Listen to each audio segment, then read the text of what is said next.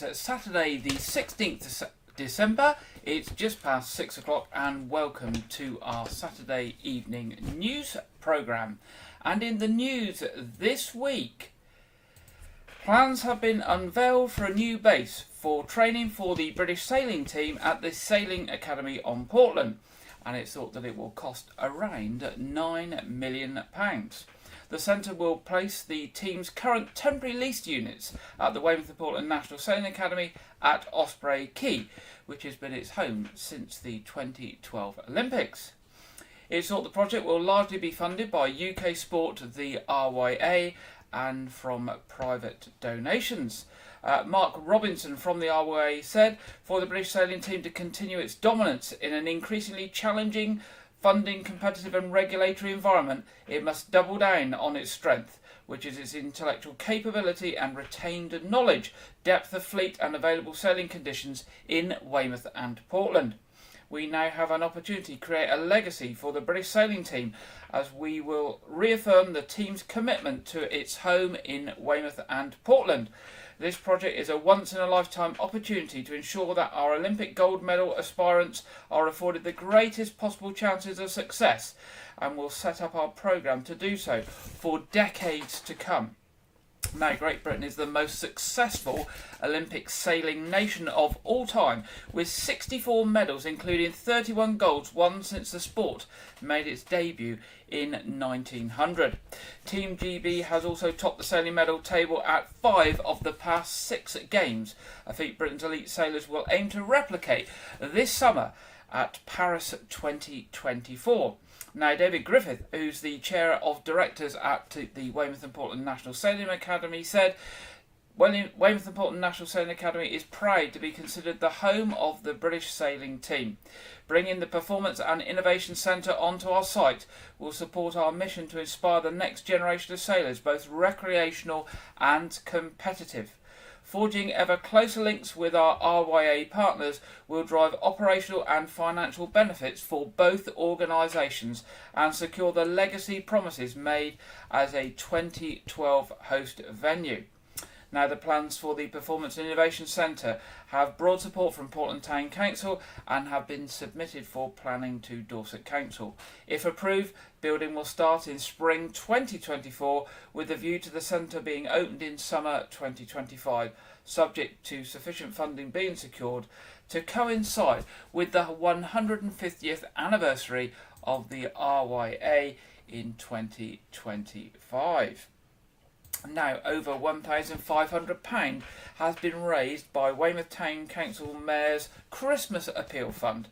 The Mayor of Weymouth, Councillor Kate Weller, will hold an event this Thursday on the 21st of December to present recipients of this year's Christmas Fund appeal with a share of the money raised this year. The total of £1,563 will be split between the following organisations and an individual. All receive £312 each. That's the Lantern Trust, the Nest Shop, Weymouth Food Bank, the Bus Shelter Project, and a lady called Ollie, whose story was in the local press recently and inspired Mayor Kate Weller. Now, Mayor Kate Weller said, my sincere thanks go to all those who have donated and those who have helped shake the donation buckets at various events to help me raise vital funds for this year's appeal.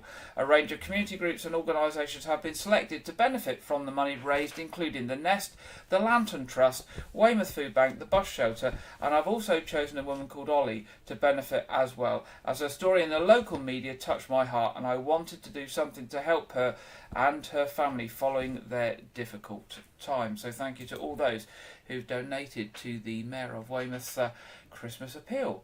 Now, Chris Loader, who's the MP for West Dorset, has issued a statement following the Ministry of Defence announcement about the plan to temporarily accommodate up to 250 people from Afghanistan at Chickerell Camp. Now, these people are people who've supported the British Armed Forces in their work. Under the Afghan Resettlement and Assistance Policy, ARAP for short, the UK government has re-evaluated the risks to the ARAP families overseas and has committed its efforts to relocate them to the UK at pace. In fact, I believe they've already started arriving this week. Mr. Loder said, "I'm pleased that we are doing our bit to help those who would otherwise be at great risk in Afghanistan under the Taliban rule, and I'm sure that the other people of Chicra and the wider West Dorset will offer a warm welcome to those who will be with us over Christmas and for up to 6 weeks at a time." The ARAP scheme is for Afghan citizens who work for or with the UK government and British Armed Forces in Afghanistan and are exposed or meaningful roles and who are therefore now in danger. From the 13th of December, that was this week, eligible families will begin to move into Chickerell Camp on a revolving basis for a period of up to 6 months whilst we bring them to safety. Mr. Loder continued to say it's regrettable that this will have a negative impact on the cadet facility at Chickerell, but I've been to meet with the Armed Forces Minister to ask for an alternative provision to be found and hope to have an update shortly. So good news that we're doing our piece for those people who helped us in Afghanistan and need to be brought to a place of safety, and they will be arriving at Chickerell on a temporary basis while other homes are found for them around the UK. Now, the demolition of the former council offices on North Quay in Weymouth are due to start this coming week. Work is set to start on Monday on the main external demolition of the office block, which was the former home of Weymouth and Portland Borough Council. Dorset Council has confirmed that the planned start of the demolition will be on Monday and will finish in the new year. A spokesman for Dorset Council said external demolition is due to start on Monday and will schedule to conclude mid-January. The demolition of the building comes after several weeks of stripping the interior and archaeological digs on the site of the former office's car park. During the excavation on site, the remains of a pub damaged by bombs during World War II were unearthed, along with medieval pottery and a cannonball dating back to the Civil War. The building was built in the 1960s and was officially opened by Princess Anne in 1971, but has remained empty since 2017 when the council relocated. This week saw the national booking system for COVID vaccinations for the autumn and winter programme close. However, it's still possible to get your vaccinations through local NHS vaccination services such as pharmacies, GP practices or community hospital walk-in sites. However, there will be fewer vaccination centres now and fewer appointments available, and you may need to travel further. You can continue to book the COVID vaccine through local services until the 31st of January. After that, COVID vaccinations will close and people will be required to wait for a future seasonal campaign unless they develop a new health condition or start treatment that severely weakens their immune system, in which case a clinician may advise and arrange a vaccination sooner. For those eligible for a free flu vaccine from this week onwards, it will be possible to book one by contacting your GP surgery or finding a pharmacy that offers the NHS flu vaccination for over 18s. The free flu vaccination offer will close after the 31st of March, so you've still got a little while yet. However, getting it as soon as possible is encouraged to ensure protection over the colder months when flu is usually more prevalent. Members of Dorset Council voted this week to approve the council's housing strategy, and that was done at this week's full council meeting at County Hall, Dorchester. It brings together extensive research and analysis of housing issues from a local and national context, internal and external stakeholder engagement, and there were 2,137 responses over the 10-week public consultation period, and these have helped to shape the council's strategy. The council voted on the objectives and approach to meet local housing needs over the next 5 years, and this will continue to be supported now with the development of a delivery plan. Now, the coroner for Dorset has issued an appeal for finding the next of kin for a man who lived in Weymouth. The coroner for Dorset is seeking the assistance of the public in finding the next of kin of Edward Sturmey. Mr. Sturmey was 88 years old and died at his home address in Markham Avenue on Thursday the 14th of December. There's no suspicious circumstances around Mr. Sturmey's death, and no need for the police to investigate further. The coroner's officer, Lucy Manuel, said, "We are not treating the death as suspicious. However, we have not been able to locate the next of kin of this individual." Now, if anybody knows the knowledge of the next of kin or any family member of Mr. Sturmey, Edward Sturmey of Markham Avenue, then the coroner's office would like to hear from them. And you can get in touch with the coroner's office on 01202 123 900. 01202 123 900. So if you know anything at all about the relatives or next of kin of Edward Sturmey from Markham Avenue, then the coroner's office would be very grateful for your assistance. Dorset Council has this week, well, my picture's not, there we go, this week advised on the dates for rubbish and recycling collections. Of course, they will change as normal over the Christmas and New Year period because of the holiday dates and bank holidays. As well as your collection date changing over Christmas period, the crews might pick up your waste at a different time of day than usual. Therefore, the council are asking you to put your containers out nice and early on the day of collection by 6 a.m. That's a bit early maybe for some people, so maybe put them out the night before, which is what I always usually do. There will be no garden waste collections between Monday the 25th of December and Friday the 5th of January, so just be aware of that. If you have extra recycling that won't fit into your bin, you can put it in a sturdy box of your own. As long as it can be lifted by one person, they can be put by the side of your recycling bin. Please put paper and card in your bin to ensure that it doesn't get wet. It's no use to the council if it gets wet. You can also put out 2 extra sacks of black bin rubbish on your first scheduled rubbish collection after Christmas. So if you filled your bin up, you can put up to 2 black plastic bins, liners full of rubbish, next to your bin on the first collection after Christmas. Now, there are lots of items that can be recycled over Christmas, and here's just a few to remind you of. All cooked and uncooked food, including turkey bones. That could be in your food bin. Christmas cards, as long as there's no glitter on them. Wrapping paper, but no glitter bows or ribbons, please. Scrunch your wrapping paper up. If it stays scrunched, it can be recycled. If you scrunch it up and it returns to its shape, it means it's foil based and it can't be recycled, and it must go into the general rubbish bin. Glass bottles and jars, metal lids can go back on them and put them in the separate glass box. Batteries, please keep them out of your rubbish. They need to be recycled separately, so you should have a little pink bag for batteries. If you haven't, just put them in a normal plastic bag and put them on top of your recycling bin or your food bin. But please, please, please don't put them in the rubbish, because they do cause fires, and a number of fires each year do happen at recycling centres and even at landfill sites where batteries have been inappropriately disposed of. Of course, food and drinks cans can be recycled, as can plastic bottles, pots, tubs and trays. Now, the bulky household recycling centres will be open 9 a.m. to 4 p.m. every day except Christmas Day, Boxing Day and New Year's Day. Now, up on the screen, very, very small, you'll see the adjusted collection dates for you. Now, we've put that up full size on the White Ridges TV Facebook page.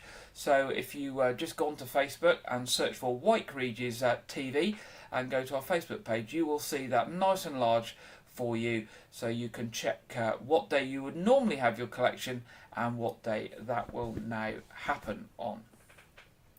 Now, officers from Dorset Police have several appeals this week for your help. Firstly, they're appealing for witnesses or anyone with information to come forward as they investigate an assault in Weymouth. It was reported that around 10:10 a.m. on Friday the 8th of December, a woman aged in her 20s was walking on the esplanade near to Bluebird Coach's booking office with a young child when they were approached by a man who was known to her. She was reportedly assaulted and threatened by the man, but did not sustain serious injury. Police Constable Mark Eastgate of Dorset Police said, "We are investigating this matter and I'm keen to speak to any witnesses to the incident. I'm particularly keen to hear from a woman who was believed to be aged in her 50s who intervened during the assault. Finally, I would urge any motorists who were driving in the area around the relevant time to please check any dashcam footage to see if they captured anything of relevance." Next appeal from Dorset Police this week. Detectives are issuing an image of a man they would like to identify as the investigating assault in Weymouth Town Centre that left the victim with a fractured jaw. Now, unfortunately, it's not a very clear picture, but if you know that individual or that clothing, it may jog your memory. Now, between 2:15am and 2:30am on Sunday the 15th of October, a man aged in his 40s was assaulted in New Street. He was taken to hospital where he received treatment for a fractured jaw. Detective Constable Rob Hoskins of Dorset County CID said, "We are continuing to investigate this assault and we have now obtained a CCTV image of a man who we'd like to identify as part of our inquiries. I would urge anyone with information regarding his identity to please contact us." And another one from Dorset Police. Police officers investigating an assault on a dog walker in Weymouth are appealing for witnesses or anyone with information to come forward. Between 8:10am and 8:20am on Wednesday the 29th of November, the victim, a woman aged in her 50s, was walking her dog on a path near to Victory Hall in Putton Lane when a group of male teenagers approached riding scooters. The group did not slow down and the victim was knocked by the scooters. She did not sustain any injuries. Police Constable Scott Williams of Weymouth Police said, "I have now been able to obtain details of this incident from the victim and inquiries are continuing to identify those involved. I'd ask anyone in the area who saw anything or has any information on the group of boys to please contact Dorset Police." And finally this week from Dorset Police, officers investigating a series of criminal damage incidents in Weymouth are appealing for witnesses or anyone with information.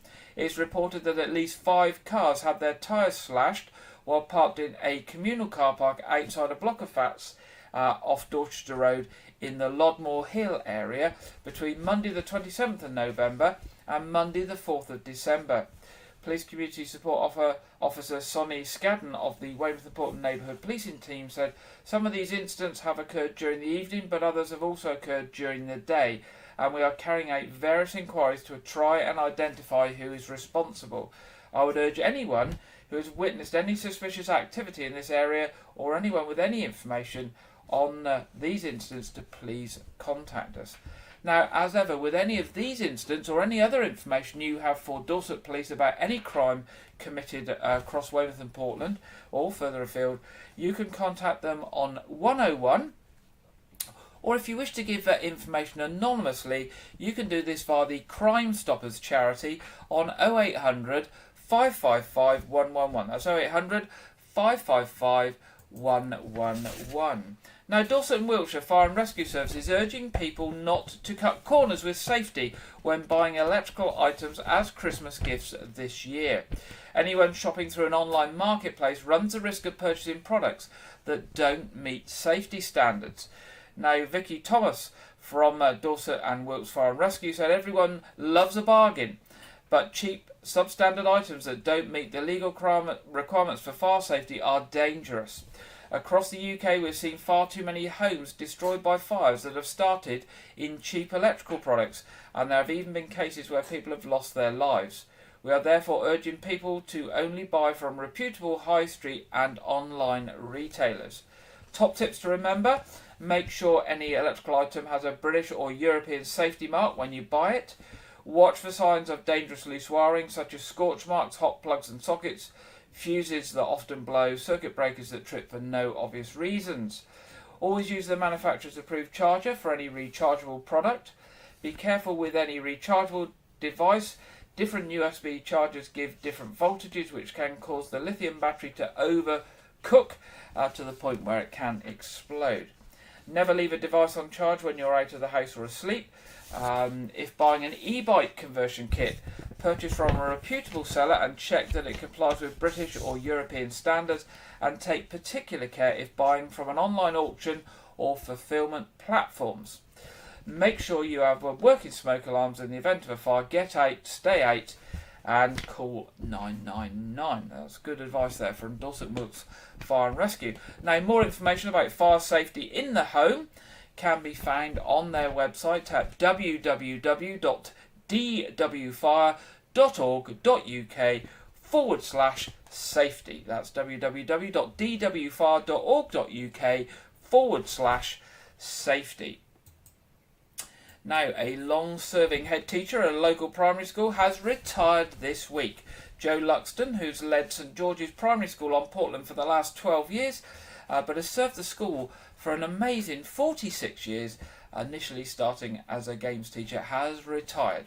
Originally from Croydon, Mrs Luxton met her husband on the Isle of Wight and then moved back to his hometown Weymouth, where she began her teaching training. After doing supply work for several schools, she felt a strong affinity for the Portland area and for this particular primary school at St George's. She said she was driven by a strong desire to leave a lasting impact on the school and to equip pupils with the skills they need as they progress into higher education. Mrs Luxton has decided the time is right to retire, feeling reassured that she'll be leaving on a high with pupils and staff feeling happy and contented. Fellow staff members have praised the departing head teacher for immense dedication to the school community and her warm nature. Kim Hughes, who was Mrs Luxton's assistant, said, "I think the staff will miss her massively. She's a fantastic head teacher who really cares not just for the pupils but for the staff and community. She's got a very warm heart and thinks an awful lot of everyone." So best wishes to Jo Luxton as she starts her retirement, and congratulations on a massive 46 years service at St George's School on Portland. Now, finally, in our headlines tonight, Dorset residents are being asked for their thoughts on which routes are important to them and what needs to change to help them get more active in their daily lives. Dorset Council wants to make it easier for more people to gain the benefit of active travel, whether walking, cycling or wheeling in a wheelchair, mobility scooter or similar aid. For their health, their independence, their pockets and, of course, for the environment. Everyday trips like getting to and from school, commuting to work, visiting town centres or enjoying the local area are a great way to be physically active while doing routine activities. Now, to help it develop its active travel infrastructure plan, the council is running a short survey to find out what routes are important to people and what prevents residents from walking, cycling or access with their wheelchairs across the area. The council is initially seeking views on a network of routes in eastern and southern Dorset, which are the most densely populated parts of the council area. And they're certainly looking across the whole of Weymouth and Portland, having looked at the survey earlier today and put my comments in, as I always like to do with these council surveys. If you don't provide your comments, you can't expect the council to consider your views. Now, Councillor Byron from Dorset Council said residents without a vehicle are often users of wheelchairs and mobility scooters. Uneven, narrow pavements and missing crossings can prevent them from moving safely around their area, limiting their independence, with resulting impacts on their health and happiness. Being able to walk, wheel and cycle more easily can reduce air pollution and improve our own mental and physical health, well-being, and even if it's done in smaller doses. Now, you can help the council get it right by taking part in the survey. And it only takes a couple of minutes, and if you go onto Google and you search for Dorset Council Active Travel Infrastructure Plan, that's Dorset Council Active Travel Infrastructure Plan, you will be able to take part in that survey and influence what the council will do in future in terms of pavements, footpaths, cycle tracks, etc. Now, if you can't do it online, you can request a survey in an alternative format, such as a paper copy. You can email activetravel@dorsetcouncil.gov.uk, that's activetravel@dorsetcouncil.gov.uk, or you can even give them a call, speak to them on the telephone, and they'll tell you what other formats the survey's available in, and probably will put a paper one in the post for you if you ask them. And the number to call is 01305 221 883. That's 01305 221 883. And the survey runs through until the 18th of January. So do make sure you take part in that if that's something that's important to you. Now, that's the end of this week's headlines. Now, we have been looking each week at areas of outstanding natural beauty now renamed as National Landscapes. And over the last few weeks we've looked at some of those in our local area, and this week we're going to look at Langdon Hill and Golden Cap in West Dorset, and in this video showcase the natural beauty of Langdon Hill and Golden Cap in West Dorset. Langdon Hill is a walker's delight with easy woodland walking trails, and if you're feeling adventurous, take a short steep hike to Golden Cap, the highest point on the south coast, for stunning coastal views. It is a bit of a climb up Golden Cap, but as it says, it's the highest point on the south coast, and if you get to the top, the views are amazing on a really good clear day. I've done that in the past. I don't think I would manage it today with some of the health conditions I've got, but it's certainly worth it if you can manage it. So here's that little video on Langdon Hill and Golden Cap in West Dorset, part of Dorset's National Landscapes.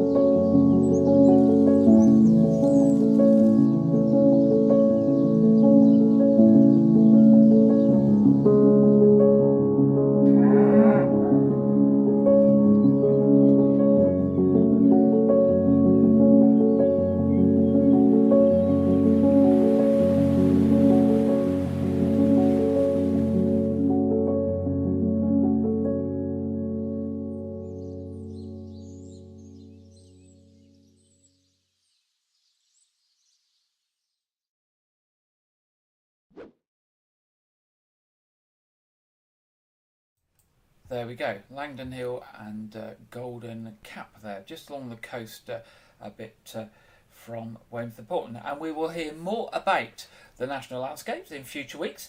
And if you want to find out more about them now, and maybe you're thinking of some of the places you can go for a walk over the Christmas break, do pop along to their website, which is www.dorset-nl for National Landscapes, dorset-nl.org. .uk. And if you do go out on any of these walks that you find on there, why not drop us a line and let us know how you got along with your walk and where you've been. We would love to hear from you.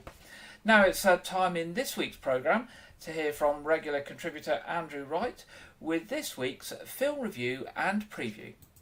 Welcome to White Rouge's TV film review and preview. I'm Andrew Wright.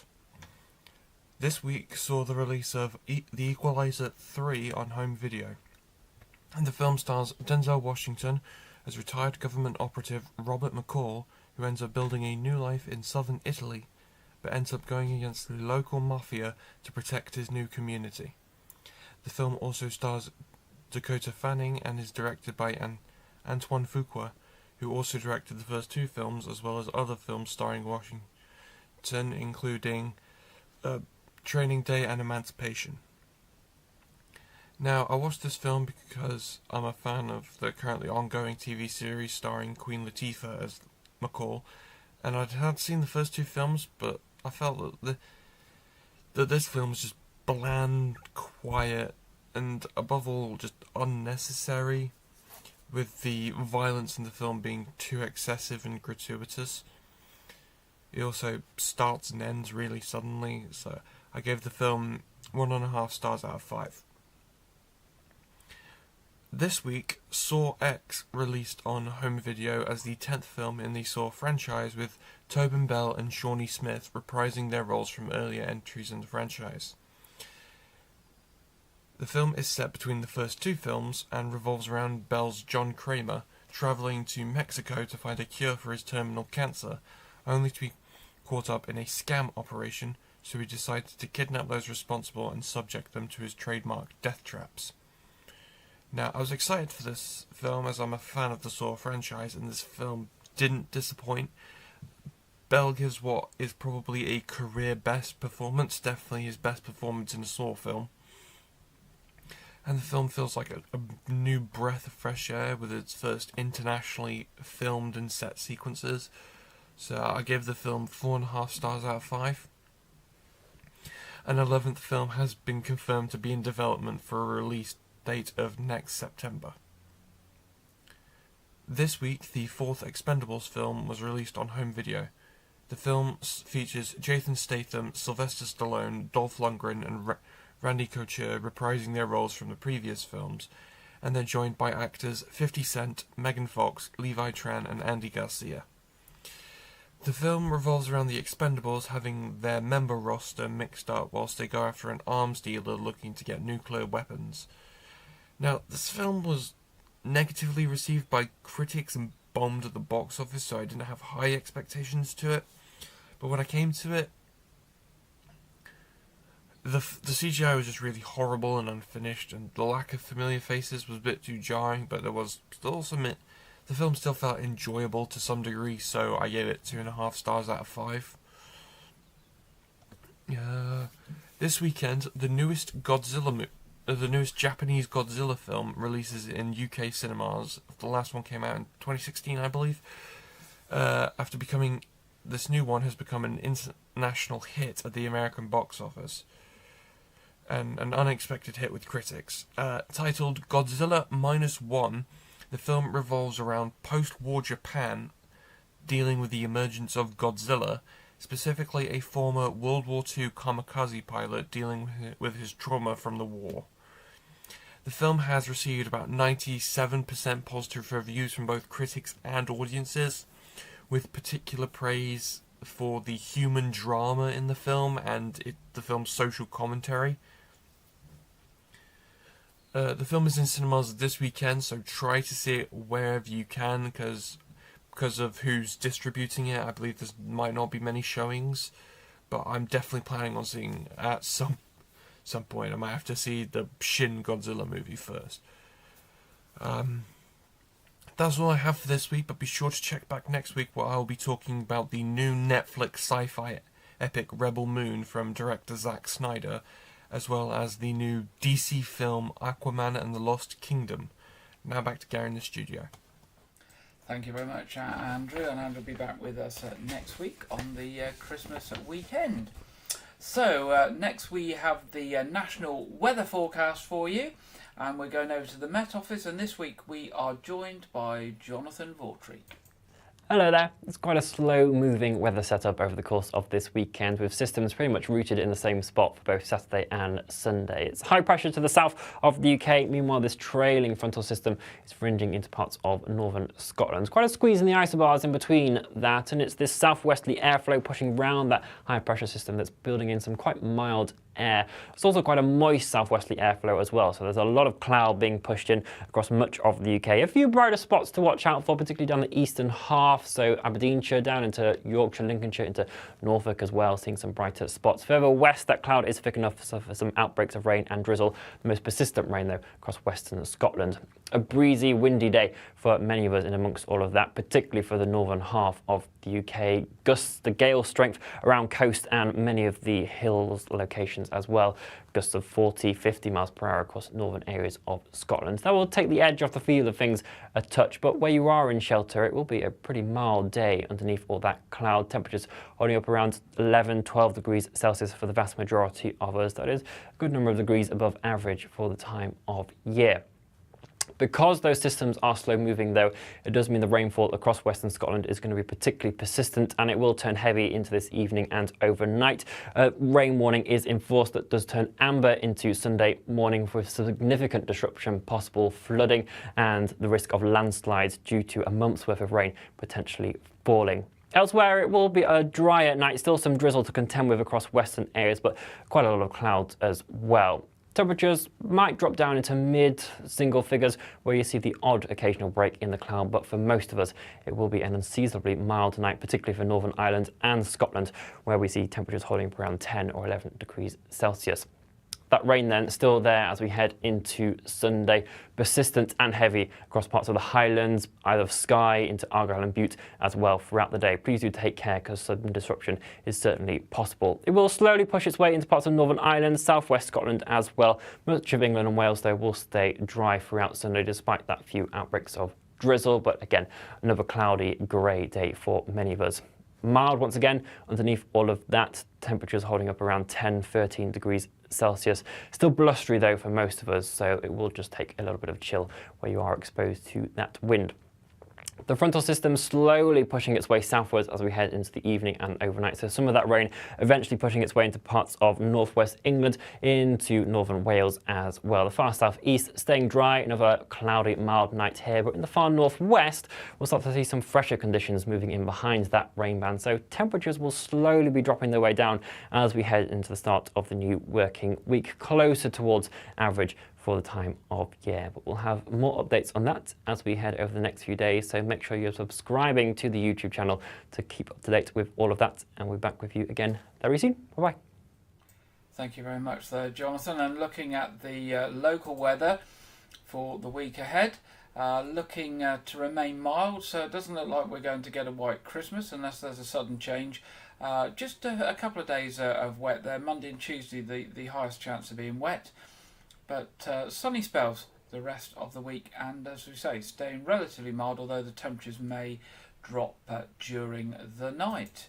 Now, time for our What's On, and not too much going on at the moment. A few things coming up at Weymouth Pavilion. Obviously, the Christmas pantomime is still on through to the 31st of December. 5th of January, the Bournemouth Symphony Orchestra's New Year Viennese Gala. 12th of January, the big country show, if you're into country and western music. 19th of January, Queen Rhapsody. And 20th of January, Rolling Stones Story. Now, for those and things happening in the new year, WeymouthPavilion.com is the website, WeymouthPavilion.com, or the box office 01305 783 225. That's 01305 783 225.